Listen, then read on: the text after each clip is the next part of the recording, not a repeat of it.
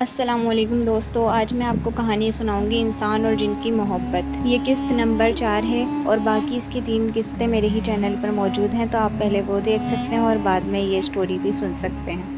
تو چلتے ہیں کہانی کی طرف۔ ایک نیم تاریک کمرہ تھا جس کی دیواروں پر چند کچھ عجیب سی تصاویر نقش تھیں۔ کمرے میں ایک سائیڈ پر رکھے اسٹول پر ایک موم بتی روشن تھی جو کمرے کی تاریکی کو ختم کرنے کی ناکام کوشش کر رہی تھی۔ کمرے میں مکمل خاموشی تھی مگر باہر تیز بارش وقفے وقفے سے جاری تھی۔ کمرے کے ایک کونے میں لٹکتے ہوئے پنجرے میں ایک الو قید تھا اور ایک طرف نیچے کچھ ہڈیاں اور ایک انسانی کھوپڑی رکھی تھی۔ ساتھ ہی پیالے میں سرخ خون اور کسی پرندے کا پر رکھا تھا۔ کمرے کے وسط میں 3 لوگ بیٹھے تھے۔ وہ سب سیاہ رنگ کا لباس پہنے ہوئے تھے۔ گول دائرے کی شکل میں بیٹھے ہوئے ان افراد کے درمیان میں ایک پرات پڑی تھی۔ اس پرات میں تازہ گوشت تھا جس سے ابھی بھی خون نکل رہا تھا۔ ساتھ ہی بکرے کا کٹا ہوا سر تھا۔ وہ 3 افراد آنکھیں بند کیے منہ میں کچھ پڑھنے میں مشغول تھے۔ اچانک ان میں سے ایک سیاہ لباس والے آدمی نے اپنی آنکھیں کھولیں۔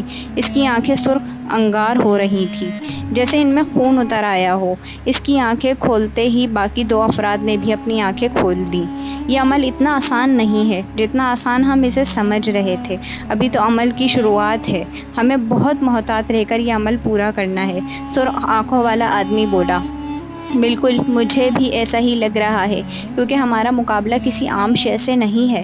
وہ بہت طاقتور ہے اور اس کو اپنے قابو میں کرنا آسان نہیں ہے، سیاہ لباس والے ایک آدمی نے کہا۔ وہ ہر رات اس علاقے میں آتا ہے۔ اس کی طاقت کا اندازہ مجھے بہت اچھے سے ہے۔ وہ کیا کر سکتا ہے اور کیا نہیں، مجھ سے زیادہ کون جانتا ہوگا۔ اگر ہم ایک بار اس کو قابو کر لیں تو ہماری طاقت بہت زیادہ ہو جائے گی اور اس سے ہم بہت سے کام جو ادھورے رہ گئے ہیں وہ پورے کر سکتے ہیں، سرخ آنکھوں والے آدمی نے کہا۔ وہ بہت طاقتور ہے، تبھی تو ہم نے سب سے مشکل عمل شروع کیا ہے جو ہمارے علاوہ اور کوئی نہیں کر سکتا ہے۔ آؤ اور اپنا حصہ لے جاؤ، سیاہ لباس والے نے کسی اندیکھی شے کو مخاطب کرتے ہوئے کہا۔ سیاہ لباس والے کا اتنا کہنے کی دیر تھی کہ ان کے سامنے پڑی پرات میں رکھا گوشت اور کٹا ہوا بکرے کا سر ایک لمحے میں وہاں سے غائب ہو گیا۔ جہاں ابھی تازہ خون نکلتا ہوا گوشت تھا وہاں خون اور گوشت کے نام و نشان تک نہیں بچا تھا۔ یہ عمل کتنے دن تک کرنا ہوگا؟ دوسرے سیاہ لباس والے نے پوچھا۔ اماوس کی رات تک۔ 2 دن پہلے تک ہمارا یہ عمل بنا کسی رکاوٹ کے پورا ہو جانا چاہیے اور پھر اماوس کی رات والے دن ہمارا اور اس کا سامنا ہوگا۔ یا ہم اس پر غالب ہو جائیں گے یا پھر وہ ہمیں ختم کر دے گا، سرخ آنکھوں والے آدمی نے فکر مندی سے کہا۔ ایسا تو ہم کبھی نہیں ہونے دیں گے کہ وہ ہم پر غالب آ جائے۔ اب ہم دونوں چلتے ہیں، کل ملتے ہیں۔ سیاہ لباس والے آدمی کے یہ کہتے ہی دوسرا سیاہ لباس والا آدمی بھی اس کمرے سے چلا گیا۔ اب کمرے میں صرف سرخ آنکھوں والا آدمی تھا جو دوبارہ سے کچھ پڑھنے میں مشغول ہو گیا۔ اچانک اس کے چہرے پر مسکراہٹ آ گئی، جیسے اس نے بند آنکھوں سے کچھ ایسا دیکھ لیا ہو جس سے اس کو خوشی ملتی ہو۔ تو آ گئے ہو تم، میں تمہارا ہی منتظر تھا۔ جاؤ تم بھی اپنا حصہ لے لو، وہ سامنے ٹیبل پر رکھا ہے، اس نے بند آنکھوں سے ہی کسی کو مخاطب کرتے ہوئے کہا۔ اس وقت اس کے چہرے پر ایک عجیب سی شیطانی مسکراہٹ تھی۔ سیاہ پرندے نے تیز برستی بارش میں اس حویلی نما مکان سے اڑان بھری اور مشرق کی طرف چلا گیا۔ تھوڑی دیر بعد ہی سیاہ پرندہ پہاڑوں کے اوپر پرواز کر رہا تھا۔ یہ ایک خوبصورت پہاڑی علاقہ تھا۔ اس علاقے میں دور دور تک فلک بوس پہاڑ ہی پہاڑ تھے جو سفید برف سے ڈھکے ہوئے تھے۔ چاند کی روشنی میں یہ برف سے ڈھکے ہوئے پہاڑ چاندی کی طرح چمک رہے تھے۔ چاند ان پہاڑوں کے اوپر اس قدر نزدیک لگتا تھا کہ ہاتھ بڑھا کر اسے کوئی بھی چھو سکتا تھا۔ ایک ایسا دل فریب منظر تھا جسے دیکھ کر انسان اس کی خوبصورتی میں کھو جائے۔ سیاہ پرندے کا رخ اب اس وادی کی طرف تھا جو ان پہاڑوں کے پیچھے تھی۔ یہ ایک نہایت ہی خوبصورت وادی تھی جس کے چاروں طرف فلک بوس پہاڑ اور ان کے درمیان یہ سرسبز درختوں، رنگ برنگے پھولوں اور پھلوں سے سجی ہوئی وادی تھی۔ سیاہ پرندہ اس وادی میں اتر کر پہلے ایک سیاہ نیولے میں تبدیل ہوتا ہے، پھر وہ بہت ہی حسین انسانی روپ میں ظاہر ہوتا ہے۔ وہ انسان دھیرے دھیرے چلتا ہوا ایک درخت کے نیچے پتھر پر بیٹھے ہوئے شخص کی طرف چل پڑتا ہے جو ہاتھ میں تسبیح پکڑے آنکھ بند کیے کچھ پڑھنے میں مشغول تھا۔ آؤ زمیل، کیسے ہو؟ پتھر پر بیٹھے ہوئے شخص نے زمیل کے سلام کا جواب دیتے ہوئے پوچھا۔ الحمدللہ بابا، میں ٹھیک ہوں، معذرت چاہتا ہوں، یہ آپ کی عبادت کا وقت تھا، میں نے خلل ڈالی، زمیل نے کہا۔ کوئی ضروری بات ہے جو تم اس وقت یہاں ہو؟ مجھے امید ہے جو کام تمہیں سونپا ہے وہ کام تم ٹھیک طرح سے انجام دے رہے ہو۔ تم جانتے ہو ہمارا تعلق جنات کے اس قبیلے سے ہے جو اللہ کی عبادت کرتے ہیں اور اس کے حکم سے اس کی مخلوق کی مدد کرتے ہیں۔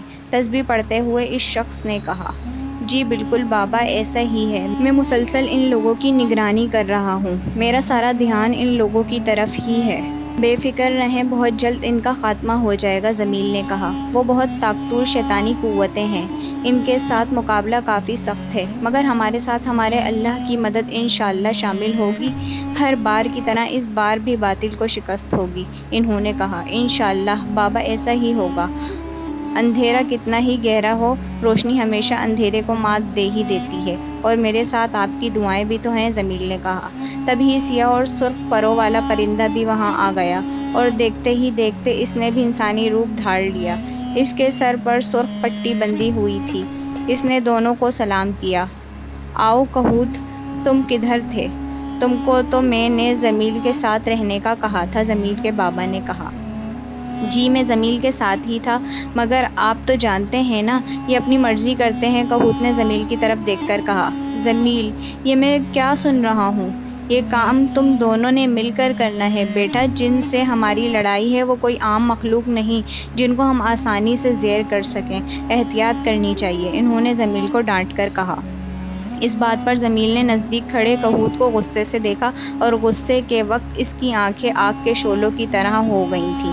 جمیل، غصہ نہیں کرو، کہوت صرف تمہارا ساتھی ہی نہیں، تمہارا بہت اچھا دوست بھی ہے، اس کو تمہاری فکر ہے، انہوں نے کہا۔ مجھے اجازت ہے بابا، کچھ کام ہے، جمیل ایک غصیلی نگاہ کہوت پر ڈال کر بولا۔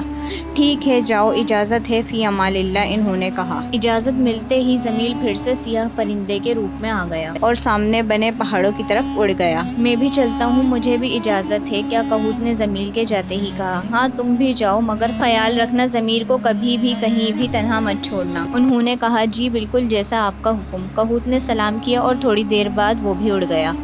اب وہ بھاگتے بھاگتے تھکنے لگی تھی، پیاس سے اس کا گلا خشک ہو رہا تھا، اس کے پیر پتھروں پر چلنے کی وجہ سے زخمی تھے اور ان سے خون نکل رہا تھا۔ وہ اپنے زخموں کی پرواہ کیے بنا بس چلتی جا رہی تھی۔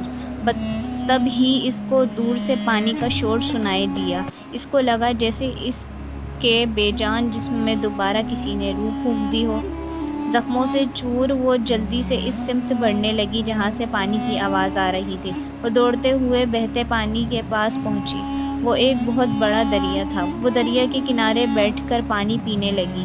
پانی پی کر اس نے اپنے چہرے پر پانی ڈالا۔ جب ہی اسے کسی کی موجودگی کا احساس ہوا، اس نے سر اٹھا کر سامنے دیکھا تو سامنے والے پتھر پر وہی سیاہ پرندہ بیٹھا تھا جس سے ڈر کر وہ بھاگی تھی۔ وہ خوفزدہ ہو کر اس سیاہ پرندے کو دیکھنے لگی۔ اس میں مزید بھاگنے کی ہمت نہیں تھی۔ اس سیاہ پرندے کے سنہری پر آہستہ آہستہ آگ کی طرح دہکنے لگے تھے۔ وہ 2 قدم پیچھے ہٹی، اب وہ سیاہ پرندہ ایک سیاہ نیولے میں تبدیل ہونے لگا۔ وہ اب پتھر کی طرح ساکن اس سیاہ پرندے کو تبدیل ہوتے ہوئے دیکھ رہی تھی۔ سیاہ پرندہ اب ایک خوبصورت انسان کا روپ دھار چکا تھا۔ وہ اس سیاہ پرندے کے یہ بدلتے ہوئے روپ دیکھ کر ساکت رہ گئی تھی۔